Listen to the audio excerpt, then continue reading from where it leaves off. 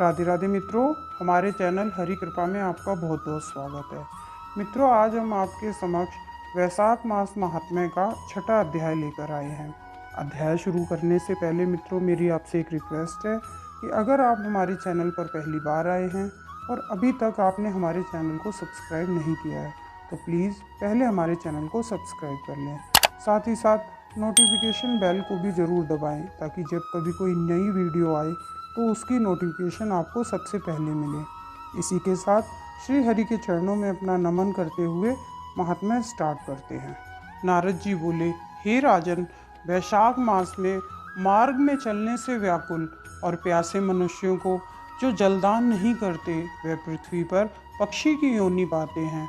उदाहरण के लिए हम एक ब्राह्मण और घर की छिपकली का प्राचीन इतिहास कहते हैं। ये परम अद्भुत संवाद है। प्राचीन काल में इक्ष्वाकु के वंश में हेमांग नाम का एक राजा हुआ करता था। वह ब्राह्मणों का बड़ा भक्त था। वह अनिंदक, जित शत्रु और जितेंद्रिय था। पृथ्वी में जितने बालू के कण हैं, समुद्र में जितने जल के बिंदु और आकाश में जितने तारागण हैं, उतनी ही गौ उस राजा ने दान की। उसने बहुत से यज्ञ किए। उन यज्ञों की कुशाओं से पृथ्वी पर कुशा ही कुशा दिखाई देने लगी तथा गौ, भूमि, तिल और स्वर्ण दान से बहुत से ब्राह्मणों को प्रसन्न भी किया। कोई ऐसा दान नहीं था जो उस राजा ने नहीं किया। परंतु राजन, सुख की इच्छा करने वाले उस राजा ने एक जलदान नहीं किया। महात्मा वशिष्ठ जी ने उसे ज्ञात भी कराया कि जल दान करो, परंतु उस दुर्बुद्धि ने अभिमान से कहा, जल तो बिना मूल्य के ही मिलता है, जल दान करने वाले को क्या फल मिलेगा। ऐसी अनेक बातें कही और ब्राह्मण को जलदान नहीं किया। कहने लगा कि अलभ्य वस्तु का दान करने से पुण्य की प्राप्ति होती है और ये ठीक भी है। वह राजा लूले, लंगड़े, दरिद्र और जीविकाहीन ब्राह्मणों की सेवा करता था, किंतु वेद पाठी, तत्वज्ञानी और ब्रह्मवादियों की पूजा नहीं करता था। राजा ये कहता कि विख्यात ब्राह्मणों की पूजा सेवा तो सब लोग करते हैं, परंतु अनाथ, बिना पढ़े लिखे, लूले लंगड़े ब्राह्मण और दरिद्रियों की बड़ी दुर्गति है। अतएव ऐसे ही लोग दया के पात्र हैं। इस प्रकार वह दुर्बुद्धि कुपात्रों को दान देता रहा। इस महादोष के कारण 3 जन्म तक उसे चातक की योनि मिली। एक जन्म में गिद्ध बना, तत्पश्चात 7 जन्म तक कुत्ते की योनि में रहा। फिर हे राजन, वह राजा एक के घर में छिपकली की योनि में जाकर रहा।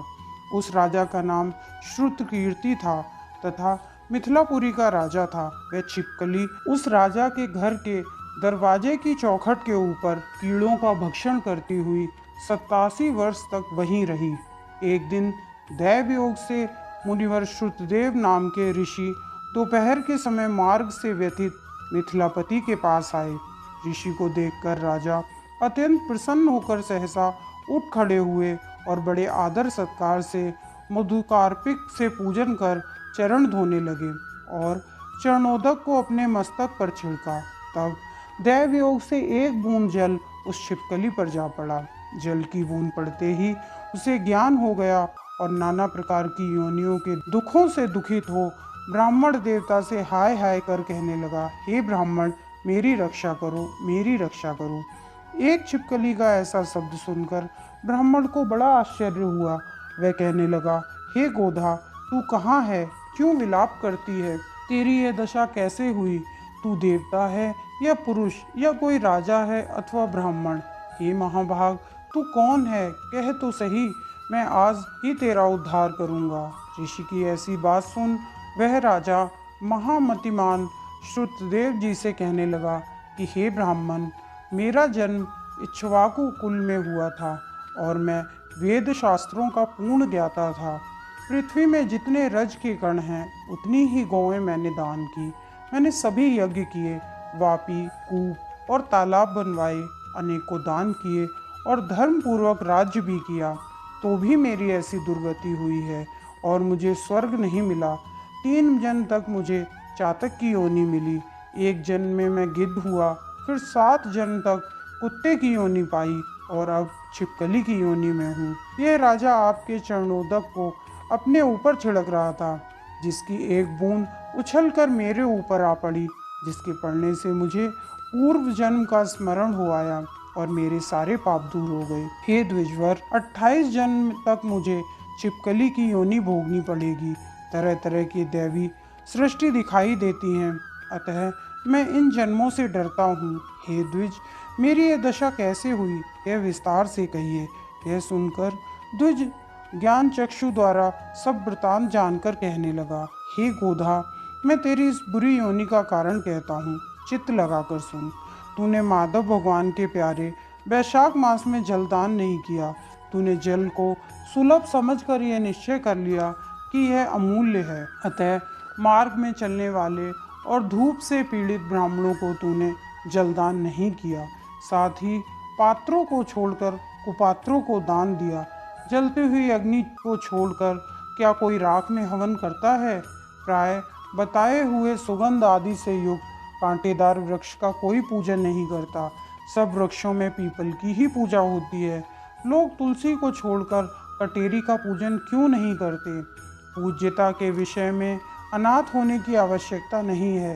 केवल लूले लंगड़े ही दया के पात्र होते हैं, वे पूज्य नहीं होते। तपस्वी ज्ञानी वेदादि शास्त्रों के ज्ञाता ये विष्णु भगवान के स्वरूप हैं, अतएव ये सदा पूजनीय हैं। इनमें भी ज्ञानी ब्राह्मण सदैव ही भगवान विष्णु को अत्यंत प्यारे हैं। इसी कारण ज्ञानी ही सदा पूज्यों में अधिक पूज्यतम हैं और साधु महात्मा की अवज्ञा ही इस लोक और परलोक दोनों में दुखदायी है। महापुरुषों की सेवा ही धर्म, अर्थ, काम, मोक्ष का कारण है। ऐसे ही करोड़ों अंधे कर्तव्य और अकर्तव्य को नहीं देखते।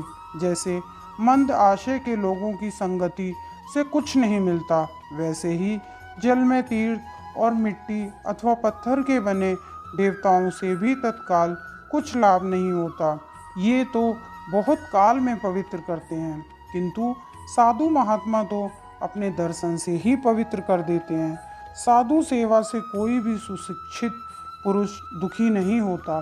जैसे अमृत पान करने से जन्म, मरण, वृद्धावस्था आदि का दुख नहीं होता, वैसे तूने जलदान नहीं किया, ना साधुओं की सेवा ही की। हे इक्ष्वाकुनंदन, तेरी इसी से ये दुर्गति हुई है। वैशाख मास में जो मैंने पुण्य किया उसका फल तेरी शांति के लिए तुझे दूंगा। इसके प्रताप से तेरे भूत, भविष्य और वर्तमान के कर्मों के संस्कार दूर हो जाएंगे। ऐसा कह हाथ में जल लेकर उसे सर्वोत्तम पुण्य का फल दे दिया। इस प्रकार जब उस ब्राह्मण ने वैशाख के दिन स्नान का फल उसे दे दिया, तब उसके सब पाप दूर हो गए और छिपकली की योनि त्याग कर दिव्य विमान पर चढ़कर दिव्य माला, वस्त्र और आभूषण पहन मिथिलापुरी के महल में सब प्राणियों के देखते देखते हाथ जोड़कर मुनि की परिक्रमा करके नमस्कार कर आज्ञा ले स्वर्ग को चला गया। देवता लोग उसकी स्तुति करने लगे। वहाँ 10,000 वर्ष तक अनेक भोगों को भोग कर वही राजा इक्ष्वाकु के वंश में प्रभावशाली काकुत्स्य नाम से उत्पन्न हुआ और सप्तद्वीपवर्ती पृथ्वी का पालन करता हुआ बड़ा ब्राह्मण्य, साधु सेवी, इंद्र का सखा और विष्णु का भक्त हुआ। तब वशिष्ठ जी ने उसको वैशाख मास के सब कर्तव्य धर्म सुनाए, जिनको करने से उसके सब दुख दूर हो गए। दिव्य ज्ञान को पाकर विष्णु की सायुज्य मुक्ति को प्राप्त हुआ। इसलिए यह वैशाख संपूर्ण शुभ फल का दाता है। इसमें जो मनुष्य यथोक्त कर्म करता है वह अपनी यश और आयु को बढ़ाता है, उसके पाप दूर हो जाते हैं, पुरुषार्थ की प्राप्ति होती है और वह भगवान विष्णु का प्रिय होता है। इसलिए वैशाख मास में बताए हुए कर्म अवश्य करने चाहिए। इसी के साथ मित्रों, वैशाख महात्म्य का 6ठा अध्याय संपूर्ण होता है। अगर आपको अध्याय पसंद आया हो तो इसे अपने मित्रों के साथ शेयर करें, ज़्यादा से ज़्यादा लाइक करें। दोबारा फिर याद दिलाना चाहूँगा, अगर चैनल को सब्सक्राइब नहीं किया है तो सब्सक्राइब करते हुए बेल आइकन को भी प्रेस करें, ताकि आगे जब कोई नई वीडियो आए तो उसकी नोटिफिकेशन आपको तुरंत मिले। राधे राधे मित्रों।